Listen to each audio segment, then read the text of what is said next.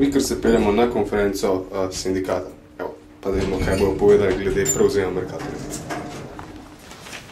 Na dnevni red te družbe prihaja vse več problemov, vprašanj, na katere morajo najti nemudoma odgovore, ne samo sindikati, ne samo lastniki kapitala in uprave, ampak tudi država, vlada, ministri. Zaradi tega in mi pričakujemo čim prej konstituiranje vlade in delo ministrov,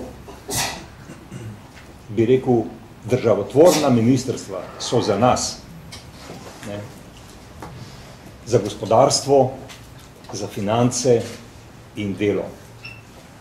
Toliko problemov se je zdaj nabralo v Sloveniji na teh področjih, ker kriza ne čaka na konstituiranje vlade, ne, da mi pričakujemo nemudoma, da bi vlada vsaj na teh treh področjih začela delati. Pa naj se magari čez mesec dni ali pa 2 meseca ali pa čez leto zmenijo za kakšne druga ministrstva, če se gospodje ne more zmeniti. Lahko mirne duše počakajo, delo počaka, če malo pretiravam. Ampak zagotovo ne pretiravam po potrebi, da bi nemudoma spostavili vlado, ki bi začela delovati in iskati odgovore tudi na tisto, kar se dogaja v Sloveniji. Prihajajo zelo resno opozorila, da finančni sektor ne dela tako, kot bi moral. V mislih imam tisti del, kjer je država solastnica, odgovornost za funkcioniranje tega sistema. Nekatere inštitucije bi morale delovati hitro, promptno, pa ne delujejo. V mislih imamo zlasti blokade in zavlačevanje pri sredstvih iz Evropske unije na področju razvoja, izobraževalna, to so sredstva nepovratna. Ti postopki so zaradi tega, ker ni vlade kompetentne sedaj, ko opozarjajo ljudje iz podjetij v zaostanku, čaka se mečka. Ljudje, ki so pa vpeti v gospodarstvo gibanja, zahtevajo takoj reakcijo vlade, pomoč vlade. Zakaj opozarjam vse na to, ker v povezavi je seveda to, kar se dogaja pri Mercatorju. Meni bi bilo seveda ljubo reči, tega, kaj počenejo in kako počenejo, to vse diši po peskovniku, kako se igrajo otroci in nagajajo drugemu in uničuje tisto, kar naredi drug nič.